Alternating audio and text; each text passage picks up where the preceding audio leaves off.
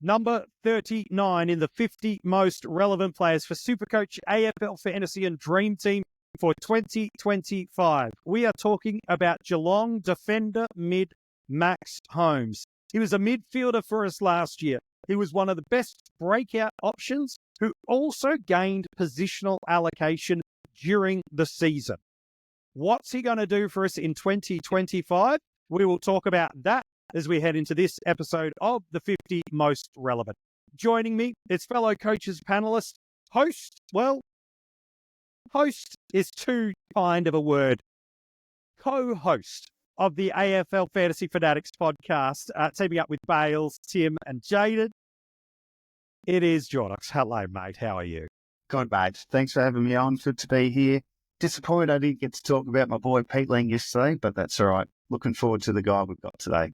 He's such a good player to talk about. A seasonal average of 94.5 in AFL Fantasy has meant that he's coming in at a price point almost $1 million, in and around that 950 marker in Dream Team and just almost 970,000 in SuperCoach.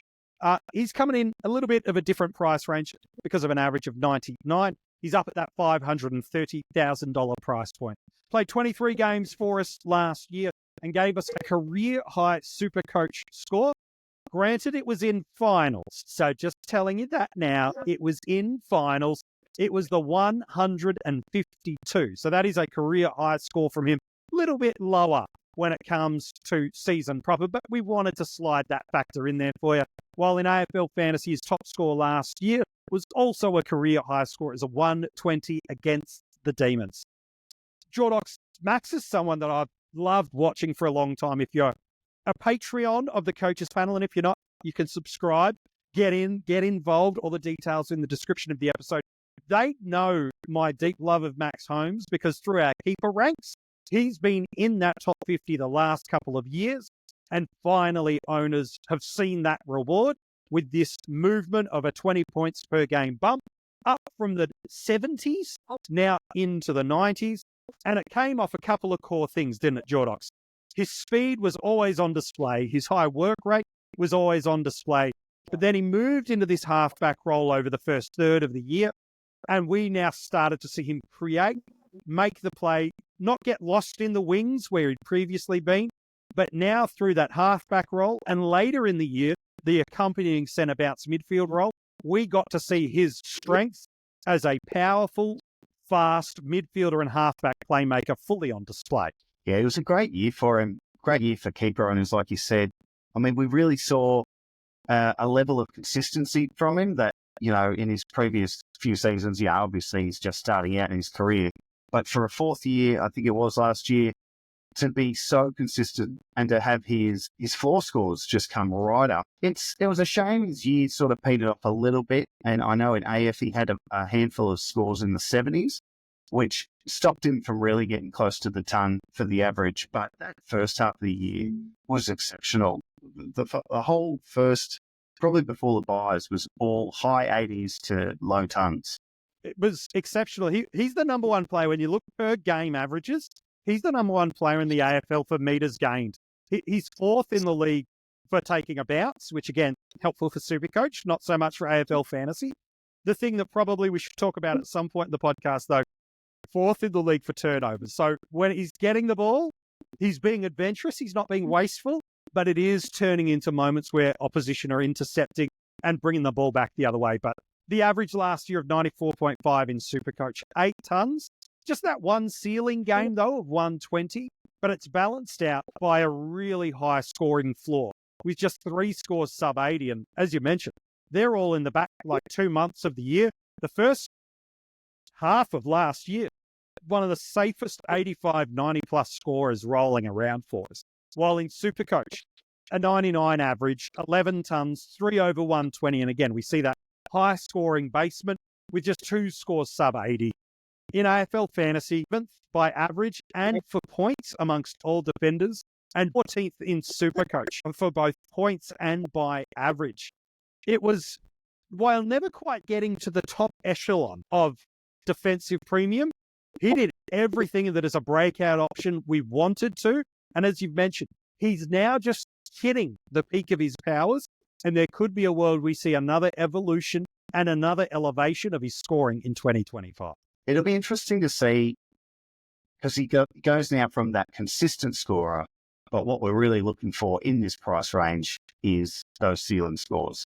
So his biggest in AF was a 120, which is good, but that's where you're going to need to see the lift to make him a worthwhile pick this year.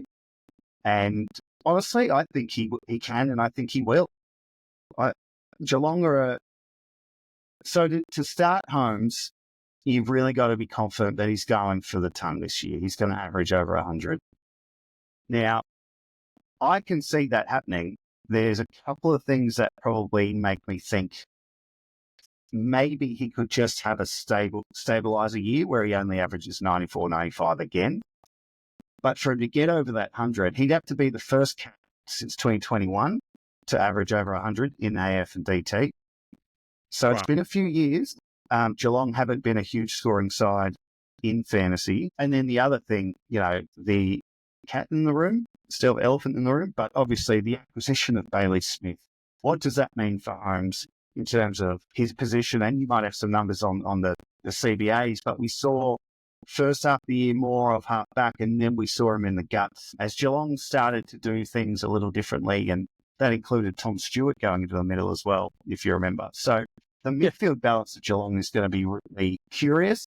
But the other thing I'd say to all that is I don't actually think it matters where he plays. He might be like a Jack Sinclair, where he's probably better for the fantasy world off half back anyway.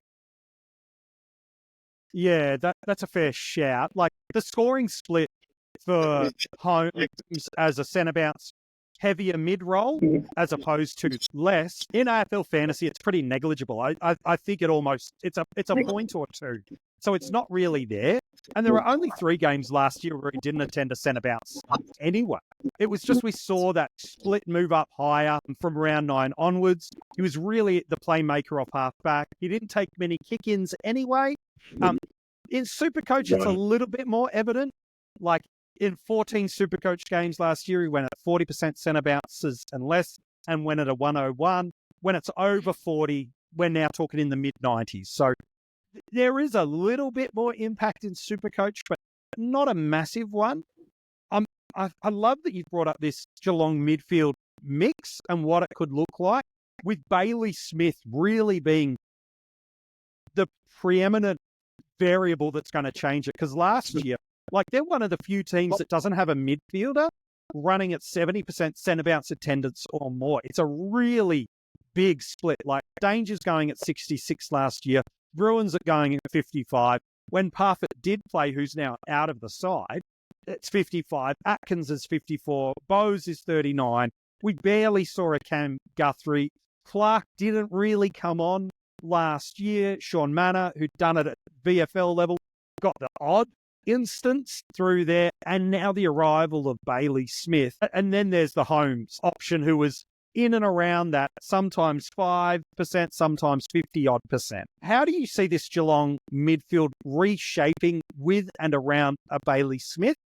And probably the real question I had for you, can a Bailey Smith and a Max Holmes coexist at the same centre bounce? Because to me, they're very similar style of players, which is high endurance athletes, high initial sort of 3 to 15 metres turn of pace, and not both great users of the football historically. Can they both coexist at the same centre bounce, or does something else happen? What's your read on this Geelong midfield, Jordox? Yeah, they can both coexist in the same centre bounce. I don't think it's going to be the optimal group of 4 to have the 2 of them in there because of the similarities you said. I think it's going to be a really interesting year for Geelong. See where Tanner Bruin's at. See, what are they going to do with Jack Bowes? I don't think any of us know what they're doing with him. He looks okay when he's in there, but then the next week he's the sub. So I'm not sure there. I think Guthrie, it's hard to see him really returning. I mean, if he's fit, they'll put him in there, but I could see him moving off to a flank. Danger, when the body's right, he's in there. So there's a bunch. I think you'll find Holmes is pushed out slightly of the centre bounces, but not to his detriment in fantasy, because Smith comes in, like you said, the similarities, but Holmes is just as good for us off halfback. And that's where I want to see him. I want to see him picking up some kick-ins. You touched on that before. I think he was 5th in line for kick-ins at the Cats. And really, if he just had an extra 2 a game, he averages 100 in AF. So, his volume isn't great, but he's still young. So I think that'll develop. I think they're going to want to put the ball in his hands more as he matures. And I think he's going to get better for us as he gets pushed more to... And if that halfback role does eventuate, to me, that's where I'm most interested in him. Because SuperCoach, I did mention that scoring slide a little bit when he attends centre bounce. But to be fair, his 2 130-plus scores that he did during the home and away season came when he was in that heavier centre bounce role. So that's promising. But I look at that Geelong midfield mix and do see a world with the arrival of Bailey Smith. They can allow Holmes to drift back, become the run and carry distribution unit off halfback. He can be that heavy meters gain player. He can be that rebounder. He can get involved in the score involvements. He could start to, as you've mentioned, maybe start to pick up an extra clip of kick-ins with Zach Tui now retired and out of the Geelong side. To me, this feels the more favourable place from a fantasy lens that he might be able to pick up his scoring. And so if, as you've mentioned, we do see this happen, I'm really quite interested in Max Holmes. One of the things that helps protect the selection around Max is they do play in opening round against the reigning premiers in Brisbane. One of the risks of that, having a free look at him, is it means he's going to have one of those earlier buys for us. So their opening sort of 2 months of the year is the Lions opening round. Freo, St Kilda, favourable, that game for us from a fantasy perspective. The buys, which they share with the Lions and the Cats and the Suns. So I don't know, what's your take on top-end premiums or near the top-end premiums that in our defensive line that have an early buy? Is he ruled out of your starting squad because he sits in an opening round game and has an early buy, or is there still a world for you where a coach could consider starting with him? Yeah, no, I'd like to start him. I think last year when we had our first exposure to the early buys and opening round, some of the lessons I took from last year was don't be too wary of players on the early buys because the best 18 protects you and they come and go pretty quick. Once they're gone, they're gone. So I wouldn't let that deter me unless I had, a really large amount of players from the same buy round, obviously.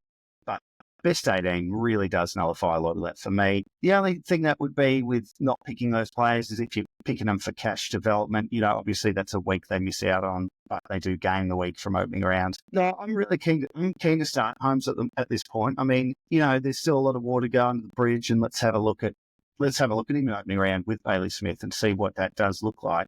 But the thing I like about Holmes, and this is possibly more looking well beyond this year, is his score build. I mean, he, for a guy that does a lot of meters gained and that sort of style, I was surprised to look at his careers numbers, and he can lay a tackle, Holmes. So his tackles went down in 24, but in 2023, he averaged 4 tackles a game, which is pretty good for a third-year kid.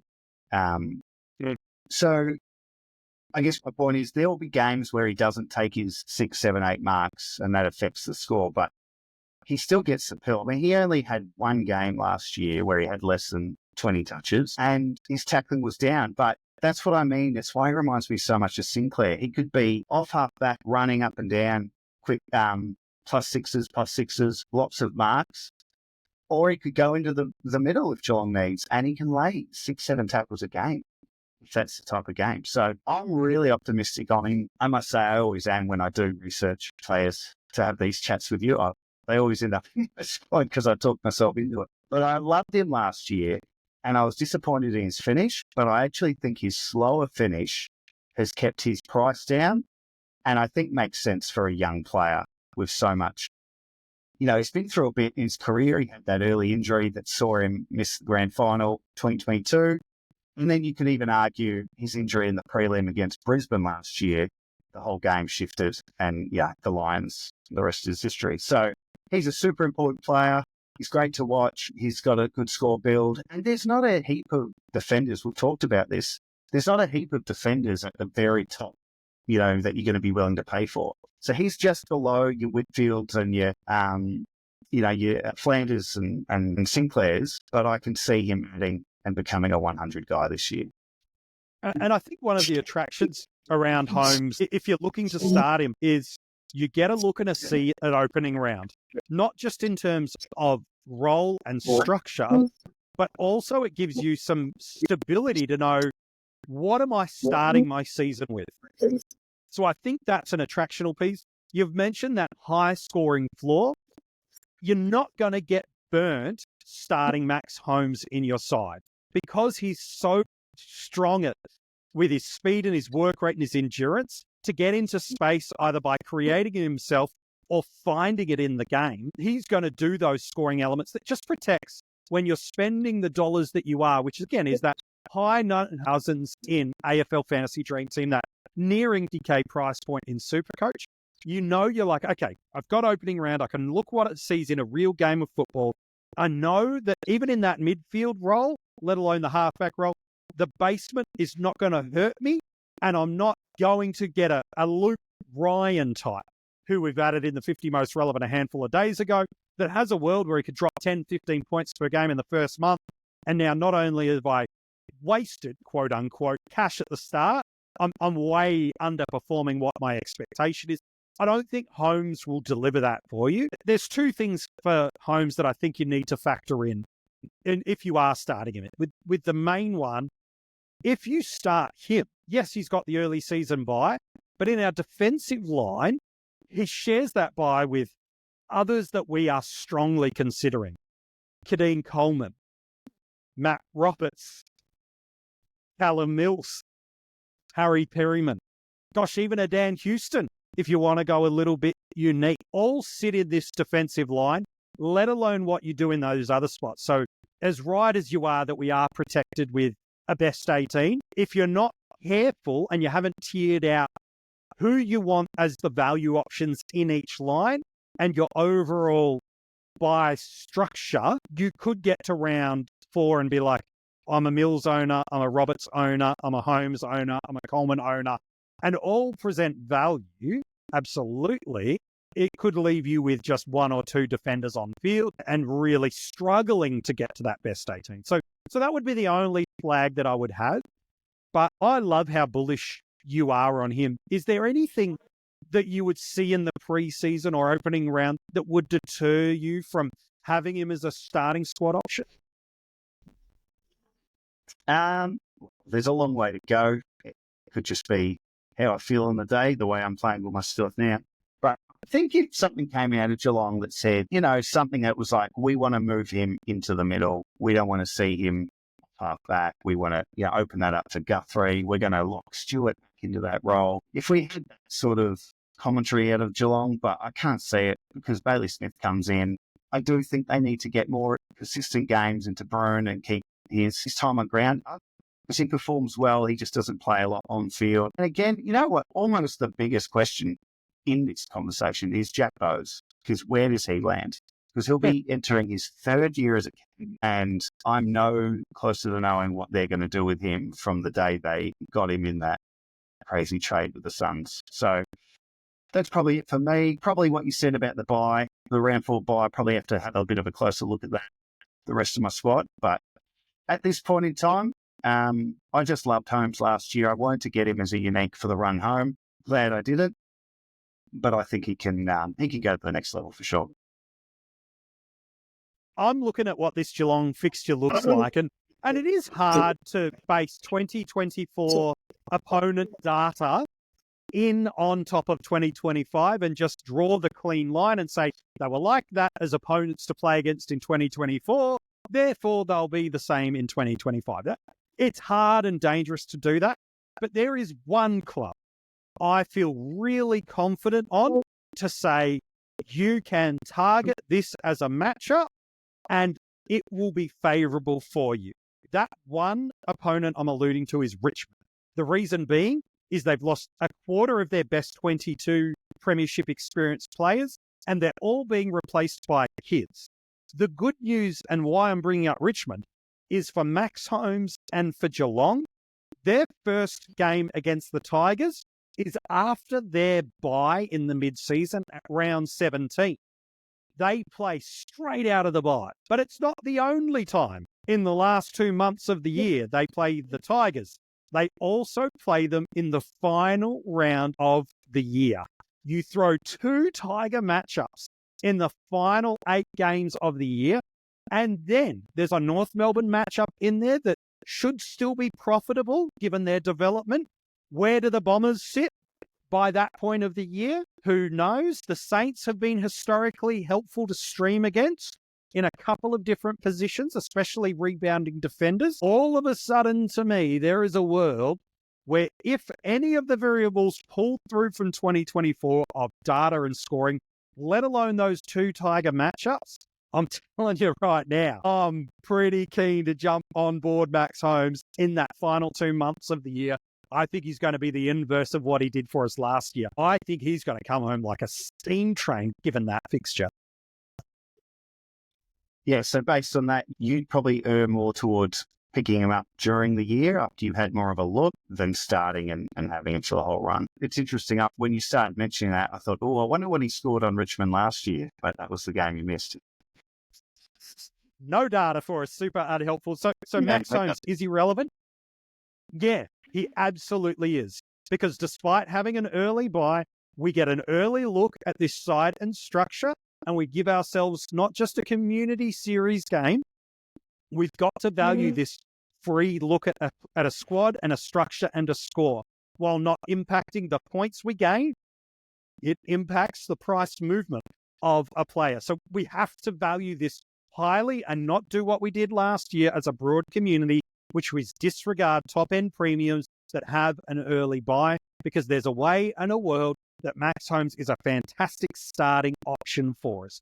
There's a way and a world that I've exposed that at the back 2 months of the year, he could have one of the greatest fixture and matchup opportunities that sees you get those ceiling games that we've so longed for from Max Holmes. We could get them from him in the back 2 months of the year. So whether you're looking at him as a starter or whether you're looking in as an upgrade option, Max Holmes is knocking on the door as an option you need to consider for 2025. But Jordox, it just isn't the classic formats of the game. It is the draft format. And here at the Coaches Panel, we choose to draft on Keeper platform in 2025. If it's based on his average last year using Keeper scoring and AFL Fantasy scoring, he's an early D2 by average. And if you're drafting on SuperCoach, it's a similar mid to early D2. Is that about the spot you're happy to pick him, which is indicative of last year's average? Or are you confident, and if not confident, hoping that he's going to become a D1 in one or two of those formats for us next year? Yeah, I think he's a D1 for 25. And if you could land him at D2, I think you're going to be really happy. So he could be a D1 for someone who wants to pick up an extra mid before they grab a defender or an extra forward, or you know what I mean? Like if others jump on the bigger D1s in Flanders or Whitfields and the like, you might be able to pick up Holmes at D1 and be laughing, because I think he's going to be, I think he's going to go well. So if he ends up your D2, that's great. But it just depends how you value the other lines. And for me, I always like to get a good, strong start in the midfield, and then, that forward line's going to dry up pretty quick. Yeah, I think if you're attacking the draft early and looking at one of those top-end rucks or just going heavy mids, I'm really quite comfortable kind of in that fourth round of a draft, again, depending on coaches, league size, all those variables. If I get him as D1 in and around that early part of the fourth round, I'm really happy with that as my D1 if it's been protected with some other strong selections. Conversely, if those lines are all departed and you're going for a more defensive first approach, then I don't mind that as a D2 play as well. So I think his low ceiling hurts him a bit, but it's protected by a high scoring floor that kind of makes him much more confident, someone that I think is going to be a great pick on draft day. Hey, Jordox, always an absolute pleasure talking fantasy footy with you. I know I almost gave you the badge of being the AFL Fantasy Fanatics host, but, you had Bales on yesterday. We've got you today. Who knows? Maybe we'll get you to host something one day. Look, always a pleasure talking fantasy footy with you, mate. We'll have you back on the 50 Most Relevant, I'm sure, again, real soon. Thanks, MJ. Great to chat, mate.